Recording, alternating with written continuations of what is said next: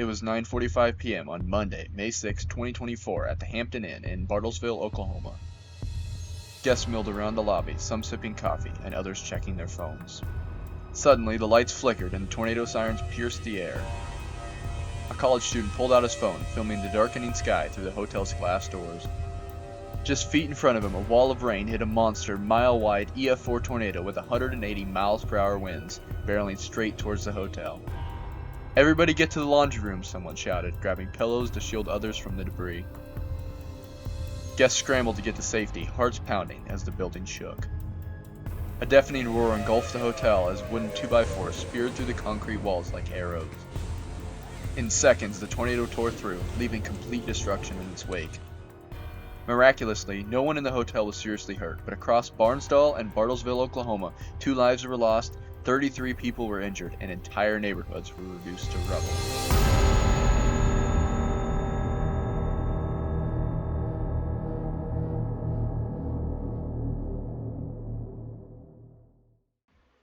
Days before May 6th, forecasters across the U.S. were noting a potential system on the way for the plains. Models were forecasting a potent, low-pressure system over the Great Lakes, dragging a cold front through the southern plains, with a warm front to the north pulling warm, moist air from the Gulf. Surface dew points climbed into the mid-60s, and temperatures hit the upper 70s. This fueled extreme instability, with Cape values soaring past 4,000 joules per kilogram, perfect for explosive thunderstorms. CAPE, or Convective Available Potential Energy, is the measurement of instability in the atmosphere that is needed to produce potent severe thunderstorms.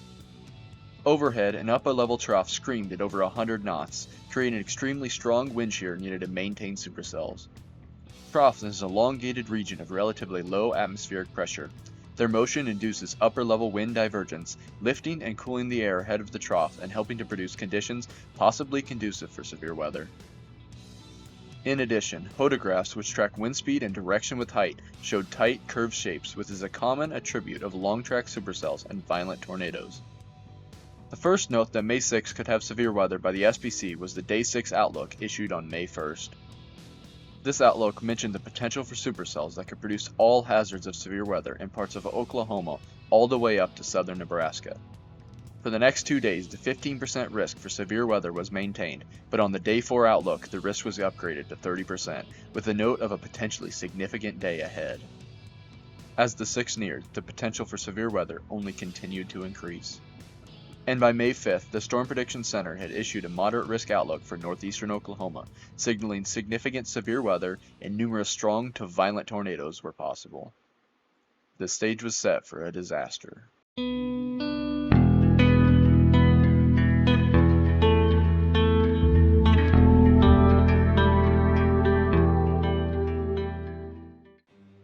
On the morning of the 6th, the atmosphere destabilized rapidly, with clear skies and high dew points boosting CAPE values.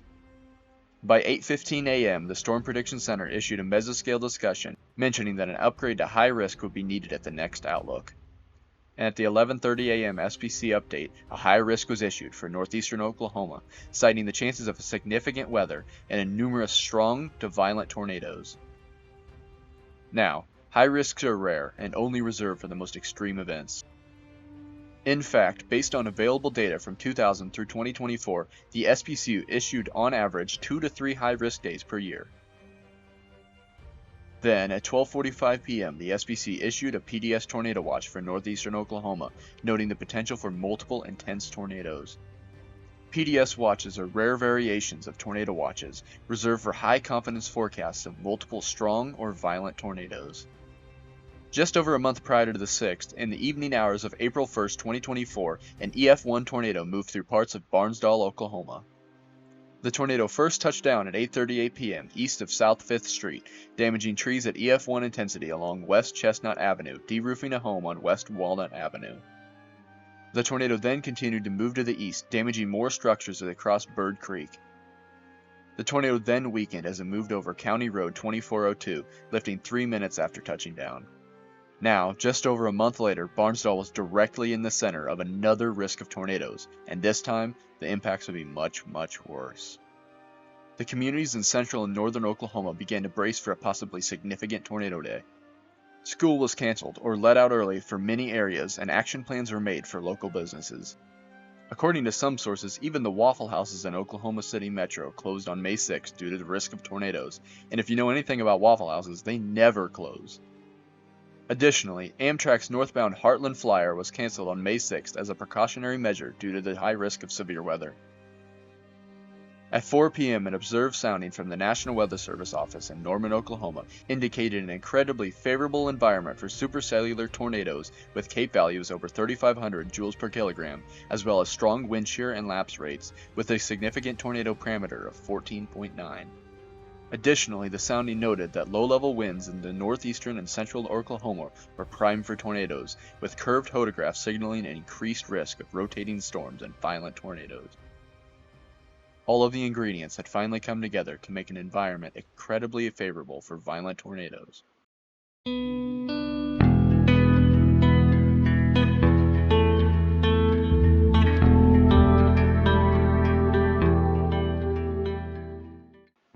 Throughout most of the day, weak low-level shear in northwestern Oklahoma had stunted tornado development with supercells that had formed.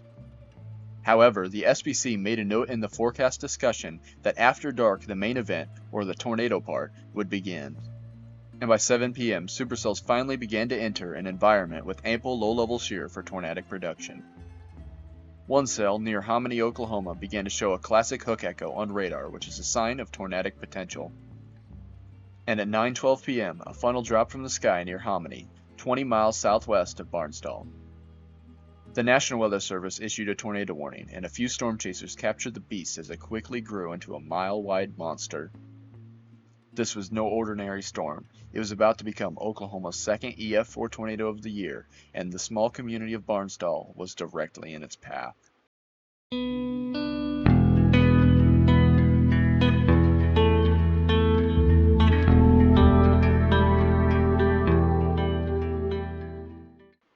At approximately 9:12 p.m., the tornado formed 20 miles southwest of Barnsdall, near Hominy, as an EF1, snapping trees and damaging outbuildings.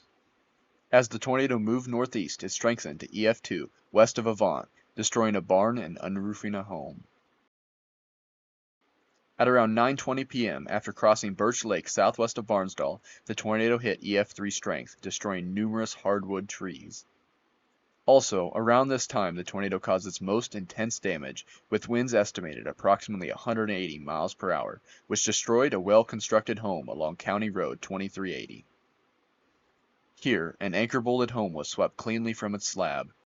As the tornado closed in on the city of Barnsdall, a tornado emergency was issued.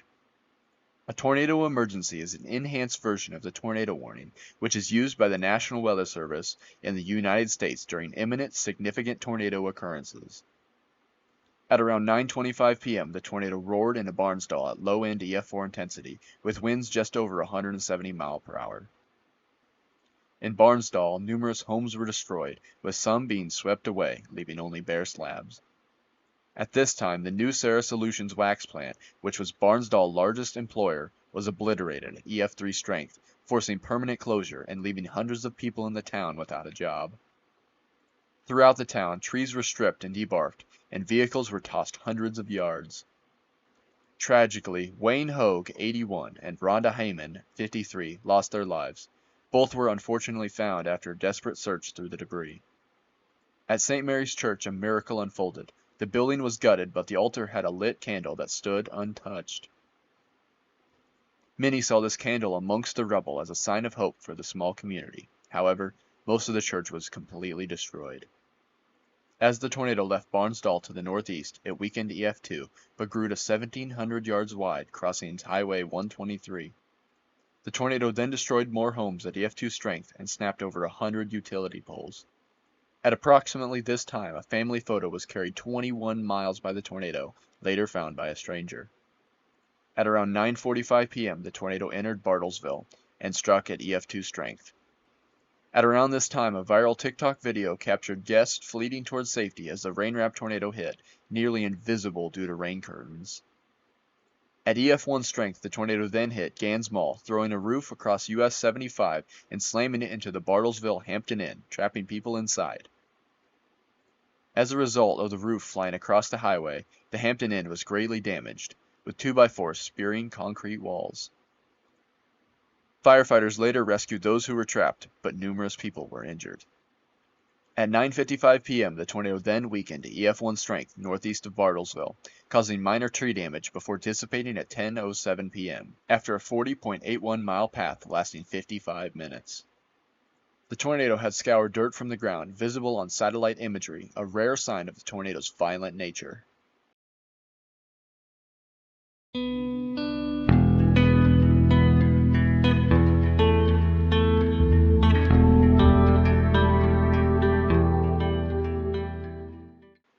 In the days after, the National Weather Service in Tulsa, Oklahoma confirmed the EF4 rating with peak winds of 180 miles per hour. In total, the tornado caused $25 million in damages, destroyed over 40 homes, killed 2 people, and took hundreds of utility poles down. The St. Mary's Church in Barnsdall was almost completely destroyed. Additionally, Barnsdall's economy took a large hit with New Sarah's closure, and the natural gas leak slowed recovery efforts. Yet, the community fought back. Volunteers flooded Barnsdall, helping residents like Jack Miller, who called them a blessing. Mayor Johnny Kelly, knowing most of the victims personally, led major recovery efforts. As earlier mentioned, this was Barnsdall's second tornado in 5 weeks, following the EF1 on April 1st. The 2 tornadic strikes left scars throughout Barnsdall, but the town's spirit remained unbroken.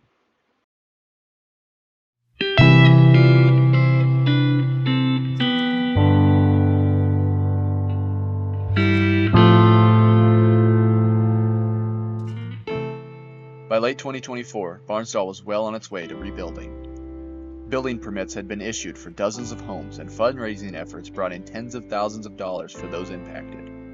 The Greater Tulsa Area Recovery Fund raised over $100,000, and churches nationwide sent aid to support the community. On May 10, 2025, it was announced that the new St. Mary's Catholic Church was finished in Barnsdall.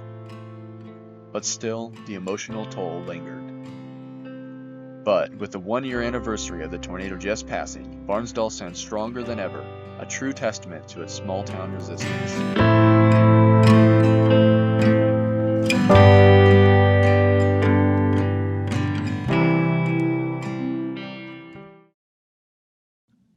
Once again, I want to tell you guys thank you for tuning in and watching, especially this far if you made it here.